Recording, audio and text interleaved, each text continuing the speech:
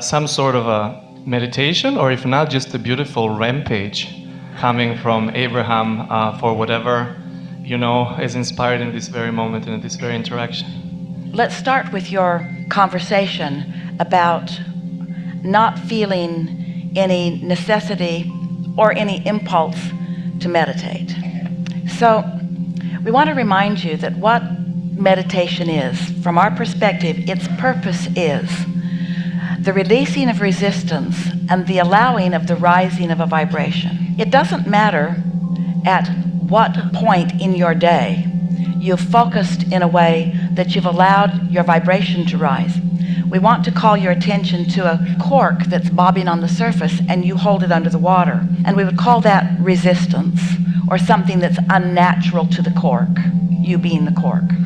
And that when you let go of that, the cork would naturally return to its buoyant, higher vibrational, in our analogy, position. And so when you are not doing that thing you do that holds you in resistance, then you are naturally in that state. We don't want anyone to believe that meditation is a rare state of being. We want you to remember that it's your natural state of being, and that not being in that high-flying, good-feeling, light-hearted place is what's the weird part of life. Even if there are more people there than not, it's still the weird part of life. It's the exception. Who you are as an eternal being is mostly this buoyant being. And who you are when you are in this physical form could be that too. Now, what's happened to most of you is that as you came into physical form, your powerful intention was to take that buoyancy and that knowledge of the laws of the universe, to focus it into a time and space where you could experience the measurement of progress incrementally. It's so that you could feel the hands in the clay, hands-on experience of deliberate creating. And so there is nothing in all of the universe more enjoyed by those like us who are currently focused from our non-physical perspective, or those like you who are currently focused from your physical perspective. There is nothing more delicious in all of the universe than to be in a place where you can consciously witness the workings of the universe as the universe does your bidding for you, as you get to stand in a place of deciding what would be better, and each gets to decide that, and then gets to focus that knowing of what would be better into the place where it actually feels better and manifests. When we say to you that you are the creator of your own experience, when we say to you that you are the center of the universe, we mean that in the fullest sense. And so it is only when you are really tuned in, tapped in, and turned on to the knowledge, to the beingness of the whole of who you are, that you even begin to approach your life in the way that you intended, as you said that you would come forth into this experience. And so we spend some time as we are together pointing out to you your physicality and your non-physicality. And now we are really emphasizing in ways that some of you are beginning to hear, that the non-physical part of you is so present with you all day, every day. We love hearing from you that you have so much focus in things that make you feel lighthearted and buoyant, that you don't require going to some place where you stop thought. What you just said to us is, my thoughts are so much already influenced by my inner resources, and my awareness of my guidance system and my desire to feel good is already so powerfully in place that I stand in a position of being physically focused in a physical body, mostly under the influence of source energy, which is what all of you intended to do at all times. So, as you stand in your physical body, knowing that you are there mostly, and aware what to do if you ever find yourself not there, then you have fulfilled your dominant reason for being here in this physical existence. And this is what you said: I will go into a physical body as part consciousness of that which I wholly am, and I will interact with other magnificent physical humans, and they will be diverse in that which they offer. And I will not find judgment from myself and a desire to push against them. Instead, I will see from my exposure to them more clearly who I am, and more importantly, what I can be. For without the differences that we all provide for one another, no new insights would ever come to me, and no new experience could be had by me or anyone else.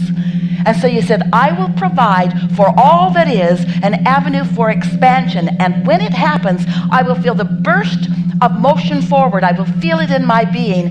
And then I will stay up to speed with that forevermore. That's what your inner being does. When you launch a rocket of desire, your inner being stays up to speed with that forevermore. It becomes a constant, a vibrational point of attraction. And when you catch a whiff of what that point of attraction feels like, and you tune yourself to the frequency of that point of attraction, oh, now the whole of you is interacting. Now you are that bright light that we were talking about, that bright light that we could see so evidenced. You didn't have some question that was lugging it down. You only had desire that was uninhibited and not hindered in any way, no resistance whatsoever in your vibration. It's how you want to walk through life experience, you see. Which means as others see you, some of them can't see you. Some of them are blinded by your bright light. Some of them can't see it at all, and none of it is any of your business anyway. So we've enjoyed this interaction immensely. Hello, Abraham. I've been waiting for this moment for a while, and I knew it was coming, and I'm so excited to share this with everyone. So when you were talking about the others with the last gentleman, my heart just lit up, because I feel like I have a really good understanding of how we create others in our reality, and I wanted to talk about it more. So yesterday, or 2 days ago... But before you go further, we're just going to stick something in here. It's not different than you know, but it is a good way for everyone who's listening in to look at this. You and others, because you think thoughts, create thought pathways on which you rendezvous. It's as simple as that. Yes. And so? Okay. So you said something about dreams and waking reality being the same thing. Not the same thing, but being both perspectives being managed by the law of attraction. Yes. Yeah, I love perspective. I love seeing people's perspectives play out in reality, and I love knowing that the law of attraction is real because it gives me a chance to change my perspective, and I feel like my reason for being here is to share my perspective and how perspectives can differ. Yes, and if you are incapable of changing your perspective, then you would be incapable of any expansion at all. Mm-hmm. Because what is has been allowed by you so far. What's next is going to require an adjustment. So many people who are interested in stability think that adjusted vibration is opposite from stability. And we say, you can become stable in your ever-changing vibration. You can get tuned in and be steady in that way while you allow past experiences and the beliefs that they have caused you to form to fall away. Have you ever noticed that a belief will serve you until it doesn't? Then it's time to let go of it, but it's hard because law of attraction doesn't let you let go of it easily because of your habit of thought. And so you get to let it play out, and I love letting things play out. I love seeing when I've created something. It's not only that you get to let it play out, you have no other choice. But in the process, you're going to launch some more rockets. And as your desire factor becomes clearer and clearer, and your connection with source factor becomes more and more regular to the point that it's chronic, then those shifts take place easily, don't they? Yes. Yeah. I feel like that's where I'm at right now. I love the stability of constant change. There you go. There you go. Those are really good words. The stability of the eternal nature of my being. Because if I am not eternal, then I would cease to be. And the reason I wanted to come up here was to share my realization that I want to be here. I always thought that I wanted to be here when I came through as a baby, and that was the decision. I wanted to be here, and then I was stuck here. But I love knowing that I'm here because I want to be here in this exact moment, every moment. We'd like to add to that, we'd like your recognition of it. No one can be stuck on the leading edge. This is not a place where you stagnate. Life won't let you, unless you stubbornly hold to beliefs that don't serve you. even then, you're not stuck. Whoosh, out you go. Yes. And I love sharing this with our kids. I love that I get to share this with my kids and learn through them. They're the greatest teachers I've ever had. And I can't wait to do it again. And today we just had a little bit of contrast. My husband had one of my children hit one of my other children in the head with a golf club upstairs as I was having fun down here. And even that, I love that they're creating their own reality. I love that has nothing to do with me.